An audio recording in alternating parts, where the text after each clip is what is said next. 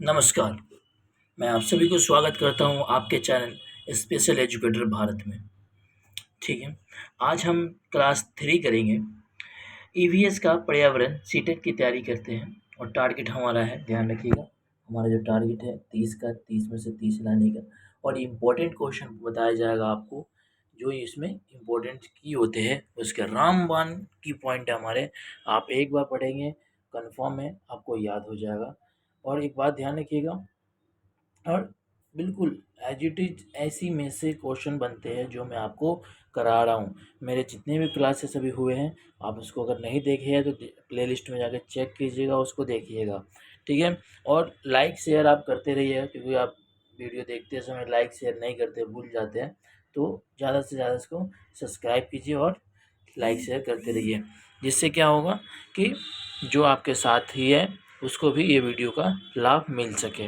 आगे चलते हैं। अभी जो इसका इम्पोर्टेंट जो बात आपको बताई जाएगी, बिल्कुल ध्यान से सुनिएगा और इम्पोर्टेंट मान के पढ़िएगा। बहुत इम्पोर्टेंट है, सीटेट आपको क्रैक करनी है, क्योंकि आपने डीएड बीएड किया हुआ है तो ये क्वालिफाई एग्ज़ाम होता है, ये आपको पता है। और बहुत ध्यान से पढ़ते हैं और आगे चलते हैं। तो कल हम यहीं पे छोड़े थे, जो हमने आपको बताया था कि क्या होता है, और बिल्कुल इम्पोर्टेंट था, और यहीं से स्टार्ट करते हैं।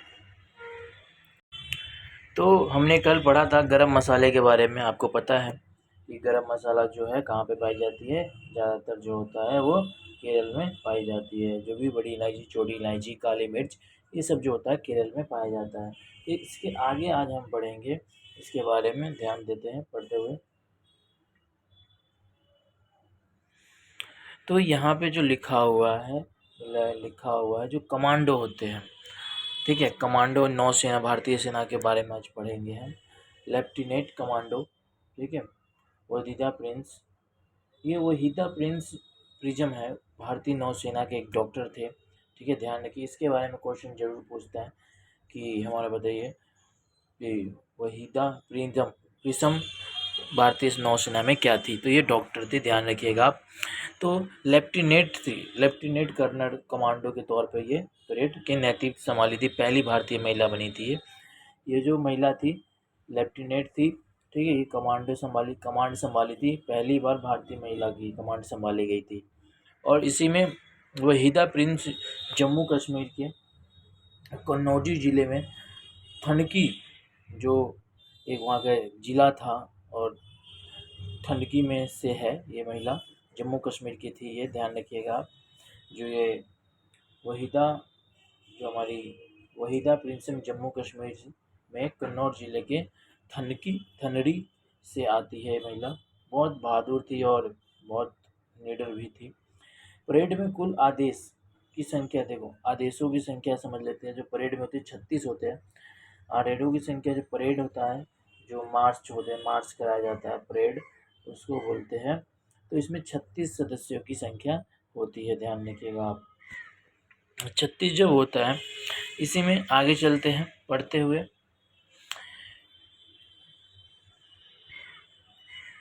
आगे चलते हैं। तिब्बत तिब्बत जो तिब्बत से भोटी भी कहा जाता है। तिब्बत जो है उसको भोटी भी कहा जाता है, ध्यान में रखिएगा। तिब्बत को भोटी भी कहा जाता है। लद्दाख से बोली जाने वाली वाली एक भाषा है। जो भोटी है वो लद्दाख से बोली जाने वाली एक भाषा, लद्दाख में बोली जाने वाली एक भाषा, ध्यान रखिएगा। जो भोटी है उसे तिब्बत भी कहा जाता है, लेकिन जो भोटी भाषा है वो लद्दाख में भी बोला जाता है, ध्यान रखिएगा इस बात को। बहुत बिल्कुल देखिए, जो मैं आपको बता रहा हूँ यहाँ पे बिल्कुल की पॉइंट बता रहा हूँ, एक शॉर्ट में आपको करके यहाँ बताया जा रहा है कि आपको जो पॉइंट जो पेपर में आप दो, तो बिल्कुल इसका क्या है, आप बिल्कुल पढ़ोगे ध्यान से, सिर्फ आपको सुनना है, समझना है कि कहना क्या चाह रहा हूँ मैं आपको। वैसे ये नहीं कि आपको पीडीएफ पढ़ना है, पीडीएफ मैं आपको टेलीग्राम पे दे दूंगा, वहाँ से आप पढ़ लीजिएगा, बल्कि यहाँ पे आपको क्या है ना, सुनना है ज़्यादा से ज़्यादा। तो मैं आपका टाइम वेस्ट नहीं करता हूँ और आगे चलता हूँ। तो जो भोटी भाषा में माँ को अम्मा ले कहा जाता है। ध्यान रखिएगा, ऐसे क्वेश्चन पूछेंगे कि जो भोटी भाषा है, माँ को क्या बोलेंगे, तो अम्मा ले बोलते हैं, ध्यान रखिएगा, अम्मा ले बोलते हैं। इसी में आगे चलते हैं। भोटी भाषा को पिताओं को क्या कहते हैं, तो अब्बा ले। देखो, माँ को बोलते हैं अम्मा ले और पिता को भोटी भाषा में बोलते हैं अब्बा ले। ठीक है, आगे चलते हैं।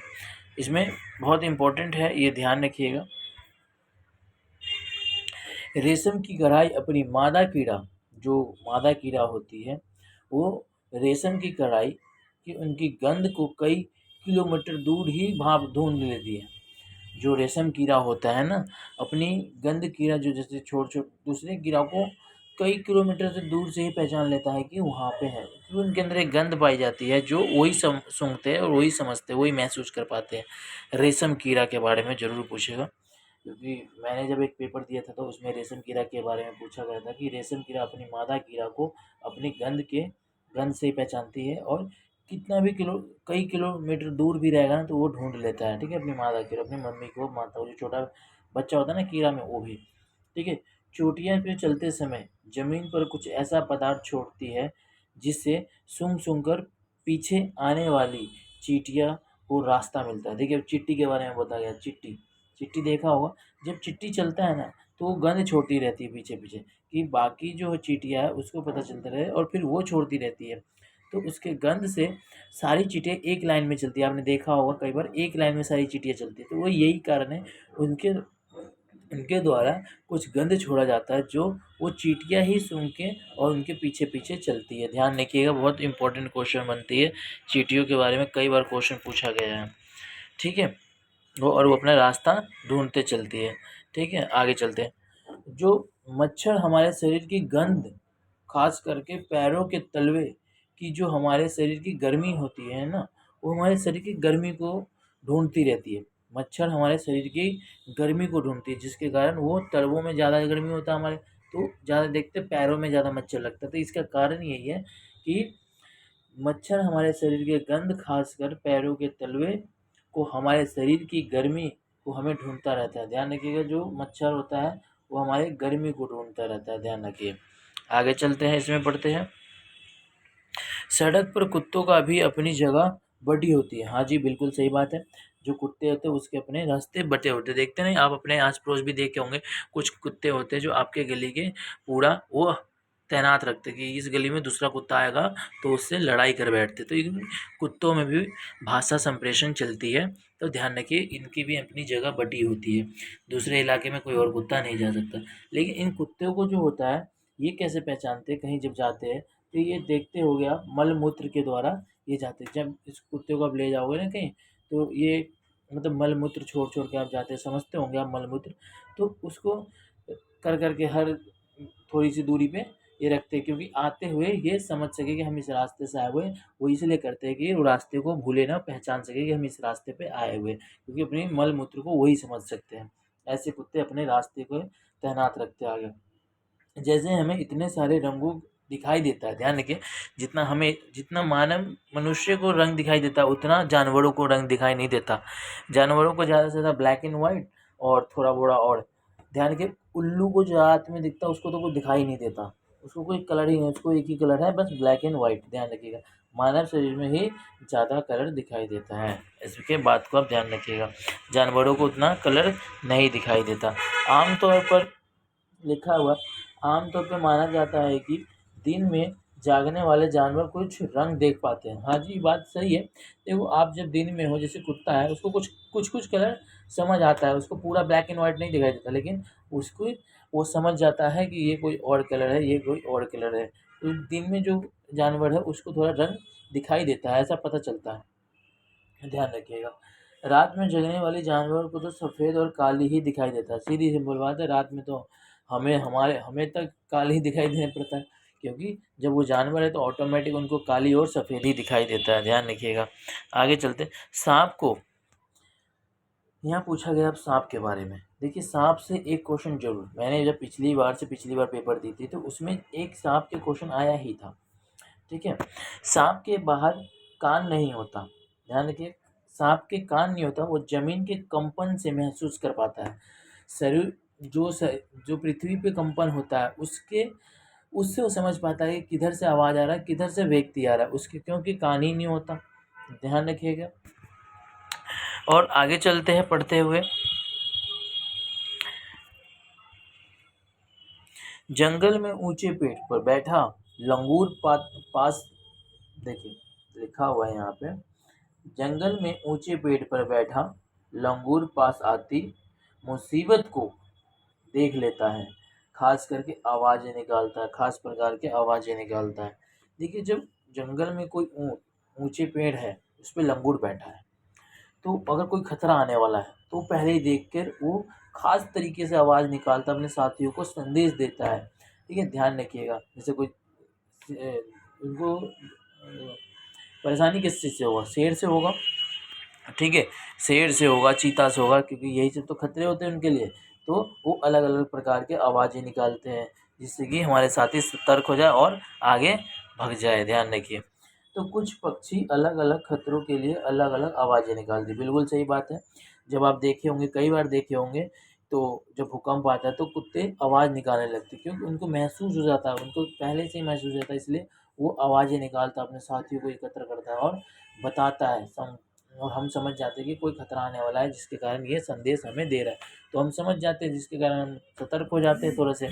आगे चलते हैं। जैसे जैसे उड़कर आने वाली दुश्मन के लिए एक तरफ से आवाज़ की, ज़मीन से चलकर आने वाला एक दूसरे की तरफ आवाज़ करता है। ध्यान रखिएगा, ये बोलता है कि जैसे उड़कर आने वाला दुश्मन है, उसके लिए तो आवाज़ और ज़मीन पर चलकर आने वाली कुछ दूसरी तरीक़ों से आवाज़ निकलती है। कुछ आसमान में कोई पक्षी है, उसके लिए अलग आवाज़ निकाला जाता है कि वहाँ से आवाज़ आ रहा है, तो उस तरीके से बजते हैं। लेकिन जो ज़मीन वाले खतरे होते हैं उसके लिए भी अलग प्रकार की आवाज़ें निकालते हैं। ध्यान रखिएगा, ये बात बहुत बार क्वेश्चन पूछा गया है।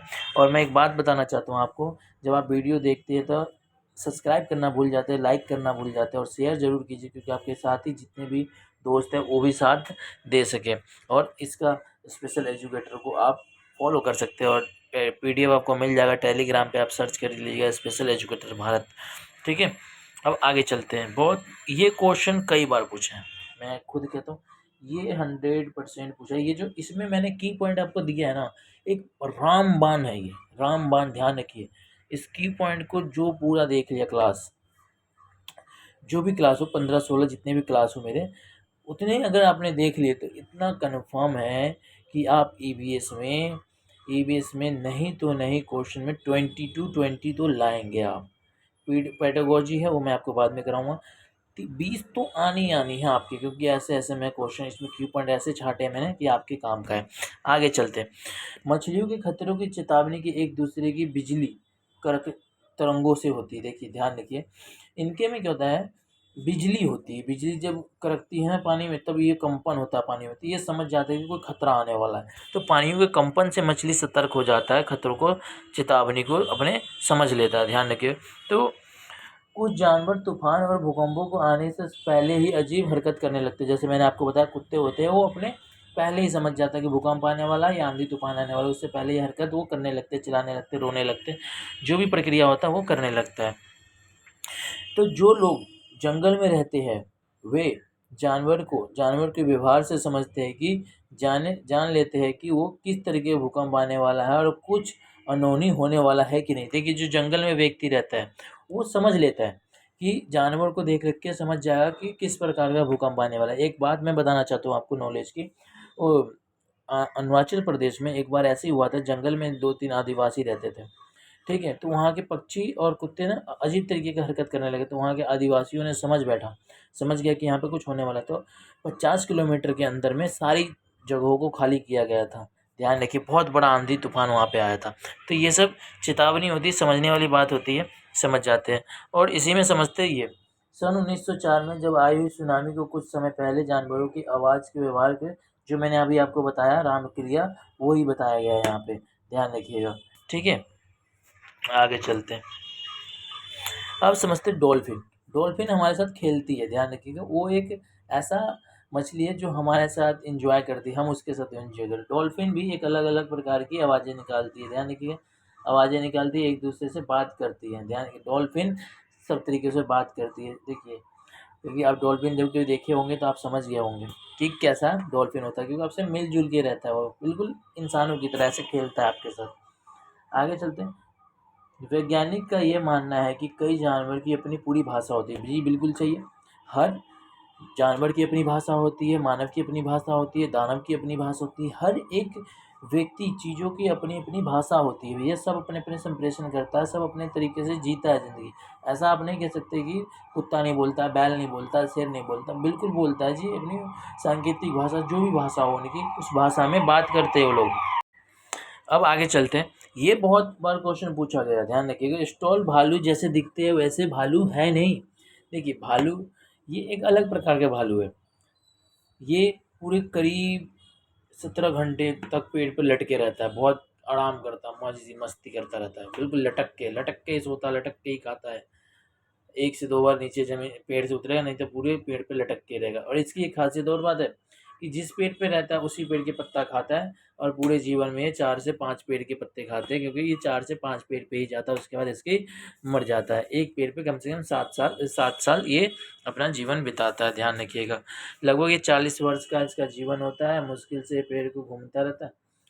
8 पैरों पे, मैंने अभी आपको बताया, 8 पैरों पे घूम पाता है, ज़्यादा से ज़्यादा 8 पैरों पे घूमता है। ये जो स्टॉल भालू होता है बिल्कुल अजीब तरीके का भालू होता है, ध्यान रखिए आप। ये पूछ लेगा, लेकिन मैंने आपको बिल्कुल शॉर्ट में बताया हुआ है। 40 साल का इसका जीवन होता है, और एक एक मतलब पूरे जीवन में 8 वर्ष के जीवन में ये 8 ही पेड़ बदल पाता है। मतलब इस 40 वर्ष के जीवन में ये मात्र 8 पेड़ को ही बदल पाता है, क्योंकि इसके जो एक पेड़ पे ये 5 साल रहता है और आगे सारा पत्ता खत्म कर देता है, फिर वो दूसरे पेड़ पे चला जाता है। तो ये ध्यान रखिएगा इस बात को आप, ठीक है।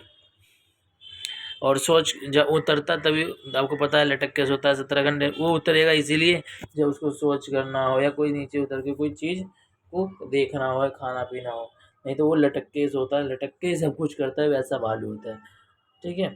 आगे चलते हैं। बाघ बाघ के मुंह में हवा से होने वाली कंपन को भांप लेता है कि उसकी शिकार की बिल्कुल सारी स्थिति को पता चल जाता है। अब सुनिए भाल ये बाघ के बारे में। बाघ के जो मूंछ होता है उसके कंपन से वो भांप लेता है कि शिकार बिल्कुल सही स्थिति का पता चल जाता है उसको। आप किसी चीज़ के पीछे हो तो अगर कंपन हुआ हवा में तो उसकी मूंछ हिला, वो अपनी मूंछ की कंपन से समझ जाता है कि कौन कहाँ है, किस स्थिति में बैठा हुआ है, क्या लेके बैठा हुआ है, और तुरंत आप पे हमला कर देगा। ऐसा बाघ का मतलब कि इतना तेज बुद्धि मानी जाती है, समझ लो आपकी कितनी। हवा के कंपन पर की मूंछ हिला मतलब वो समझ जाएगा इसका शिकार कहाँ पे है। बाघ के मूंछ में इतने इधर उधर रास्ते ढूंढने की मदद मिलता है। मूंछ के कारण ही उस अपने रास्ते को ढूंढ पाता है मूंछ, क्योंकि जिधर रास्ता होगा खुला रोड होगा, मतलब हवा आएगा, वातावरण, तो उसके मूंछ के कंपन से वो पता कर लेता है कि किस साइड रास्ता है, किस साइड उसको जानने में मतलब खोजने में मदद मिलता है। बाघ अपने इलाके का मलमूत्र करने के गंध छोड़ देते हैं। देखिए बाघ अपने इलाके में जो मूत्र करके अपने गंध छोड़ जाते हैं, क्योंकि उसको पता चले कि यहाँ पे मैं आया था, ये मेरा राज्य है। क्योंकि आपको भी पता है जैसे कि केंद्र शासित प्रदेश, राज्य शासित प्रदेश कैसे बटे हुए, तो उसी प्रकार से कोई बॉर्डर बना हुआ है ना, तो उनका भी एक बॉर्डर लिमिट होता है। वो अपने गंध मूत्र को छोड़ के वो अपना एरिया डिसाइड कर लेते हैं कि हमारा एरिया इतना है। इसका कई किलोमीटर तक बड़ा हो सकता है, जो इनका एरिया होता है बाघों का बहुत किलोमीटर तक बड़ा होता है, ध्यान रखिएगा। एक बाघ किसी भी एक बाघ ध्यान रखिए, इनकी में एक बहुत बड़ी खासियत है। एक बाघ दूसरे बाघ के मूत्र के गंध को झट पहचान लेता है, फटाक से पहचान लेता है। अब देखिए आपकी लिखावट, आपकी दोस्त की लिखावट आप फटाक से पहचान लेंगे, क्योंकि आप दोनों साथ पढ़े हैं, तो आप बिल्कुल पहचान लेंगे। बाघ के मौके के अनुसार अपनी आवाज़ बदल लेता है। आवाज़ जो मौके के हिसाब से आवाज़ बदल लेता है। अगर गुस्सा करना है तो गहरा मतलब गहराएगा, गुदराएगा और अलग अलग तरीके की आवाज़ निकालेगा। लेकिन बागनी को बुलाना हो तो अलग आवाज़ निकालता है। ध्यान रखिएगा, जिस प्रकार लड़के होते हैं, है ना, अगर उसको किसी चीज़ पे गुस्सा आया तो बिल्कुल हाँ, और जैसे उसको किसी ने बुला लिया, मम्मी ने बुला लिया, कोई गर्लफ्रेंड ने बुला लिया, तो उसकी अलग ही आवाज़ हो जाएगी, ध्यान रखिएगा। हाँ जी, कैसे हो, क्या खाए क्या नहीं, बाबू सोना करने लगेगा। तो ऐसे बाघ में भी होता है, ध्यान रखिएगा। मैं आशा करता हूँ कि आपको अच्छा लग रहा होगा वीडियो। अगर अच्छा लगे तो सब्सक्राइब कीजिएगा, शेयर ज़रूर कीजिएगा, क्योंकि मैं आप लोगों के लिए बना रहा हूँ, क्योंकि आपको सपोर्ट ज़्यादा मुझे आपको देना होगा। और शेयर ज़रूर कीजिएगा, सब्सक्राइब कीजिएगा, जिससे कि मुझे मोटिवेशन मिले और मैं आपको ज़्यादा से ज़्यादा वीडियो प्रोवाइड करा सकूँ। देखिए अब आगे चलते हैं। बाघ को आपने समझ लिया, पत्तों से हिलने से भी वो समझ जाता है कि उसका शिकार कितने दूर की आवाज़ के अंतर में भांप लेता है। बिल्कुल, ये एक अलग ही होता है। बाघ बिल्कुल अलग इनका सोच विचार होता है। उसकी दाढ़ी, उसके पत्तों के हिलने से, वातावरण में हलचल होने से वो समझ जाता है कि उसका शिकार कहाँ है।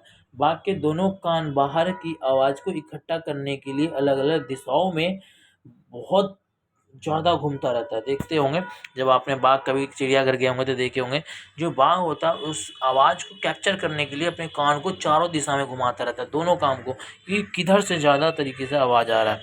तो ध्यान रखिएगा, ऐसे वो आवाज़ों को इकट्ठा करता है, दिशाओं से पटक पटक के अपने आवाज़ों को घुमाता रहता है कि उसको पता चले, सतर्क हो। ऐसे जानवर की कई बार मजबूत आवाज़ भी खतरे से बच जाते हैं। अब आगे चलते हैं, हाथी के बारे में पढ़ते हैं। हाथी हाथी के उसके दांतों के लिए मार दिया जाता है। ध्यान रखिएगा, हाथी जो होते हैं वो अपने दांतों के लिए मारा जाता है। बहुत दुख की बात है, भारत में अब भारत सरकार ने बंद कर दिया है, लेकिन पहले के ज़माने में हाथियों को मार दिया जाता था सिर्फ उसके दांत के लिए। वो भी दांत किस काम में, उसकी उसकी कोई अच्छी सी कोई भी चीज़ बनाकर उसको बाहरी दामों में बेचा जाता था बाहर के देशों में, लेकिन अब सरकार ने बंद कर दिया है।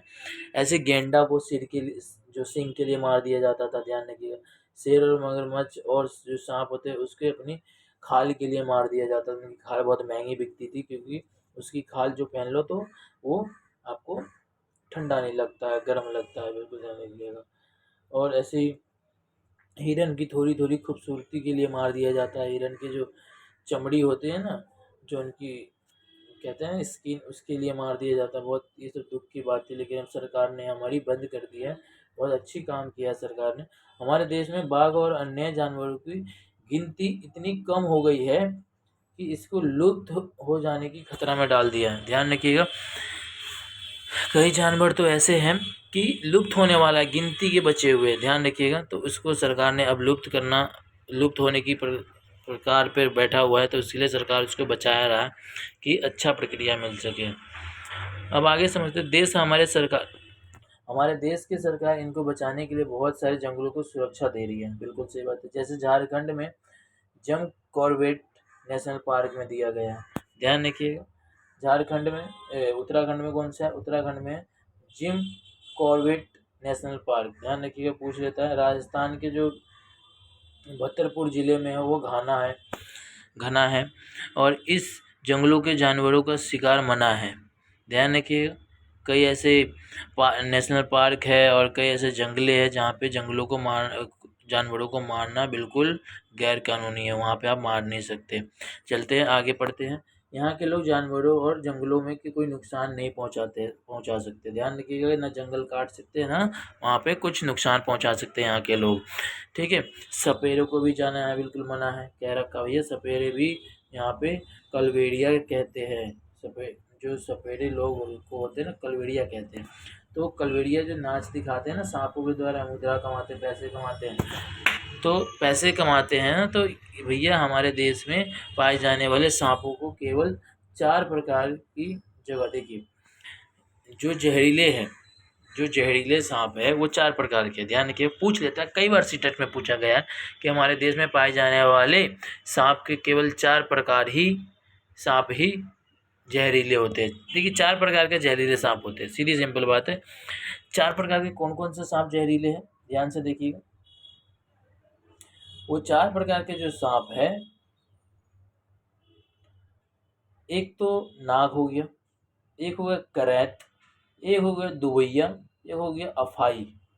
4 है, कौन सा, नाग, देखिए 4 बार बोलिए मेरे साथ, नाग, करैत, दुवैया, अफाई।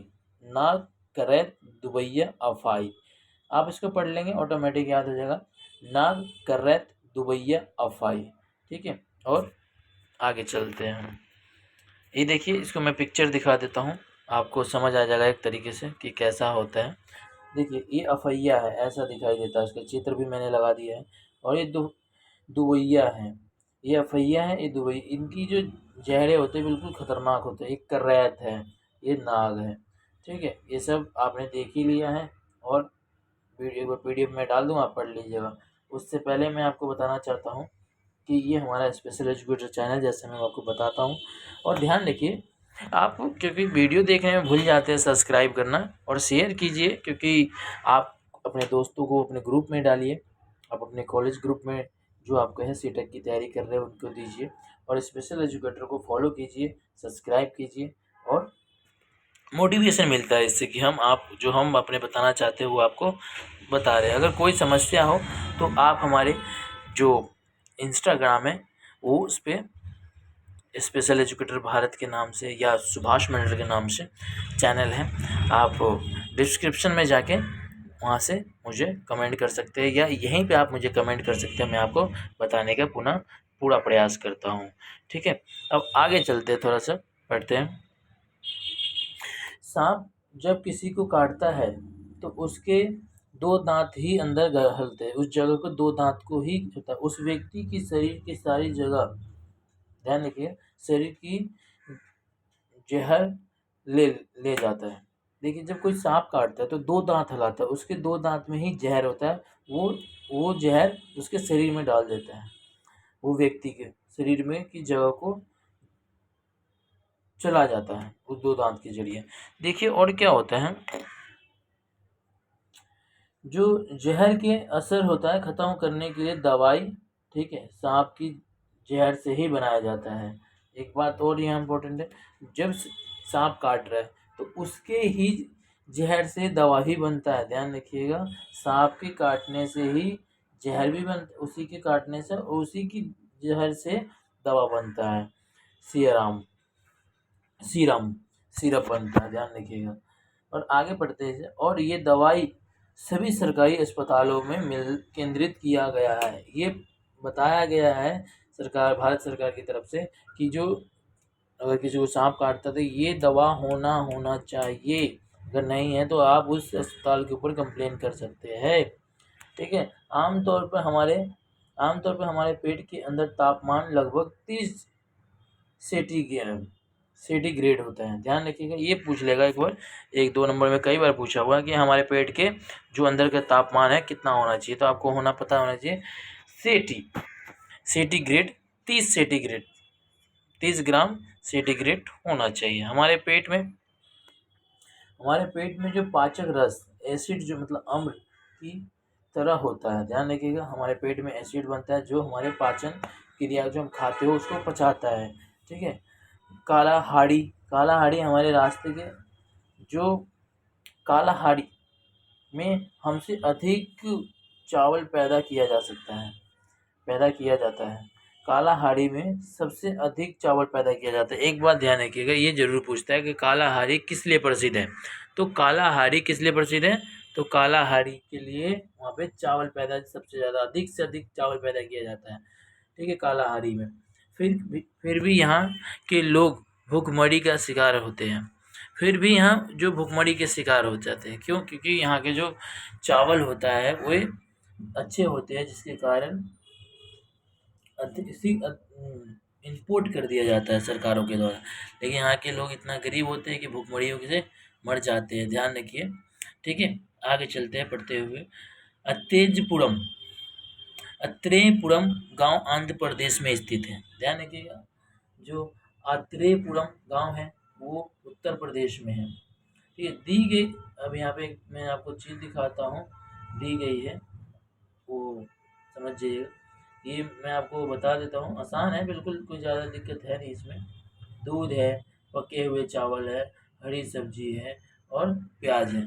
ये घरेलू उपाय में क्या होता है, ये सब काम आती है, बिल्कुल उपचारों की तरह काम होती है। देखिए, हरी सब्जी क्या है, गले कपड़ों और लपेट कर रखकर, हरा धनिया जो होता है उसको कैसे उपाय किया जाता है। ठीक है, कपड़े के चावल एक टुकड़े में डालकर पानी के बर्तन में रखना, दूध को वैसे उबाल के रखना, इसको ऐसे रखो जिससे कि खराब ना। घरेलू उपचार बताइए। प्याज और लहसुन को कैसे रखते हैं, खुले में रखें और नमी से बचा कर रखें, ध्यान रखिए। आगे पढ़ते हैं यहाँ पे अचार के बारे में। एक क्वेश्चन पूछा गया, अचार रखने से पहले शीशा को धूप में सुखाया जाता है ताकि शीशा में नमी निकल जाए, और अगर शीशा में थोड़ी भी नमी रह जाती है तो अचार सड़ जाएगा, ध्यान रखिएगा। अचार को जितना पुराना अचार होगा उतना मज़ा आएगा खाने में। अचार कभी भी एक्सपायर नहीं होता, लेकिन उसके अंदर पहले उसको शीशे में रखा जाता है, जिसके कारण वो शीशे को बिल्कुल धूप में सुखा दिया जाता है कि उसकी नमी पूरी निकल जाए, और उसके बाद अचार रखते हैं कि खराब ना हो। ध्यान रखिएगा। कुछ ऐसे कुछ ऐसे पौधे होते भी है जो चूहों, मेंढकों, कीड़े मकोड़ों को, छोटे जीवों को शिकार करते हैं। देखिए, ये जो पेड़ है, ये क्वेश्चन पूछा गया है, कई बार पूछा है। मैं इसका चित्र भी आपको दिखाऊंगा। बहुत बढ़िया पेड़ है, देख के मज़ा आ जाएगा। और ये हमारे भारत राज्य में मणिपुर में होता है। सुनते हैं, पढ़ते हैं थोड़ा सा इस पेड़ के बारे में, जो चूहों को, मेंढकों को, कीड़े मकोड़ों को अपने पेड़ खाते हैं इनको। ध्यान रखिए, इनको जो बोलते हैं निफेथिन्स बोलते हैं। ठीक है, इसकी महसूस इनमें महसूस इसमें निफेसुन सबसे ज़्यादा महसूस होता है। निफेसुन एक नाम है जो ऑस्ट्रेलिया में पाया जाता है। ये ऑस्ट्रेलिया, इंडोनेशिया और भारत के मेघालय राज्य में पाया जाता है। ये जो पेड़ है भारत में मेघालय में पाया जाता है। ठीक है, निपेथिन जिसे बोलते हैं, निपेथिन्स इस पेड़ का नाम है। ठीक है, इसका इसका लंबाई ज़्यादा बड़ा होता नहीं है, लेकिन ऊपर से पत्तों से ढका हुआ लगता है। ध्यान रखिएगा। ऊपर से मैं अभी फ़ोटो दिखाऊंगा, आप बिल्कुल समझ जाएंगे। फ़ोटो दिखा देता हूँ मैं आपको पहले। और ये पेड़ है वो, बिल्कुल अच्छे तरीके से देख लीजिए कि ऐसे पत्ते होते हैं और ऊपर से ढके हुए होते हैं। और ये जो है ये ढके हुए होते हैं। ये भी जैसे इसके अंदर कोई कीड़ा मकोड़ा घुसता है, इसकी खुशबू से कीड़े मकोड़े आते हैं। और जैसे यहाँ कीड़ा मकोड़ा आता है और जैसे यहाँ घुसा हुआ है, ये बंद हो जाता है फटाक से। जब ये बंद हो जाता है तो कीड़ा मकोड़ा अंदर ही रह जाता है, मर जाता है धीरे धीरे। तो इस प्रकार से कीड़े मकोड़े को खाता है। ठीक है, ज़्यादा बड़ा होता नहीं है, ज़्यादा पत्ते इसके ढके होते, समझिए आप। ठीक है, खरे खास मतलब खुशबू बहुत निकालता अपने, जिसकी वजह से कीड़े मकोड़े खींचे हुए चले जाते हैं। ये खुशबू के कारण कीड़े मकोड़े फंस जाते हैं, उसको लगता है कुछ खाने वाला है, चलो खाएंगे। तो पौधे के ऊपर पहुंचते ही कीड़े मकोड़े अंदर से फंसा लेते हैं। ये जो पेड़ होता है, जैसे आप ऊपर पहुंचेंगे ये फटाक से बंद हो जाएगा, जिसके कारण आप इसमें कीड़े मकोड़े फंस जाते हैं। कुछ जीव हवा से बहकर बहुत से दूर पहुंच जाते हैं। ध्यान रखिएगा, कुछ जीव ऐसे भी होते हैं जो हवा के झोंकों में बहुत दूर पहुंच जाते हैं। कुछ जीव हवा में तो उड़ नहीं पाते, और जानवरों की खाली और हमारे कपड़ों को अटैक करते रहते हैं। देखे होंगे कई जीव ऐसे होते हैं जो उड़ नहीं पाता, एक ही जगह बैठा रहता है खाली, और हमारे शरीरों, हमारे कपड़ों को अटैक करता रहता है। ध्यान रखिएगा। आगे इसमें पूछ लेते हैं, बहुत महत्वपूर्ण क्वेश्चन है ये, कि पौधे स्वयं भी अपने जीवों की दूर कीटाणु करते हैं। देखिए, ये अपना भोजन खुद बनाते हैं। कई पौधे ऐसे होते हैं जो अपना खुद बनाते हैं। सोयाबीन के और फलियों पकाकर सूख जाते हैं। ध्यान रखिए, पकाकर सूख जाते हैं, जो चिटकर बिखरने लगता है। ध्यान रखिए, इसमें कई ऐसे पौधे होते हैं जो अपना भोजन खुद बनाते हैं और ज़्यादा से ज़्यादा इसको शेयर करते हैं। अब आगे चलते हैं, कुछ क्वेश्चन है इसमें, पूछ लेता है। निफेथिन के बारे में ही है, ज़्यादा कुछ नहीं है। भारत में नहीं पाया जाता है। नहीं जी, पाया जाता है जी, गलत बात है ये, नहीं ऐसे नहीं बोलते, पाया जाता है जी, पाया जाता है, नहीं पाया जाता है यानी कि पाया जाता है, सही है आंसर। ये पाया जाता है। मेढक और कीड़े मकोड़े चूहों को चतुराई से फंसा लेता है। बिल्कुल जी, चतुराई से फंसाता है। कीड़े मकोड़े तो आकर्षित अपने उत्तेजना की आवाज़ों से निकालता है। नहीं जी, वो अपने खुशबू से करता है। ध्यान रखिए, गलत बात बताया जा रहा है।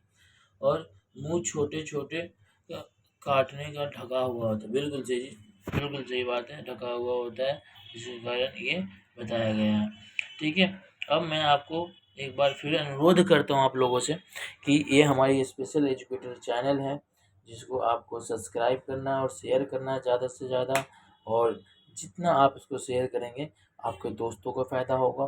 ध्यान रखिए, लाइक ज़रूर कीजिए, क्योंकि आप जब वीडियो देखते तो हैं, ठीक है, समझते भी है, लेकिन शेयर नहीं करते, सब्सक्राइब नहीं करते।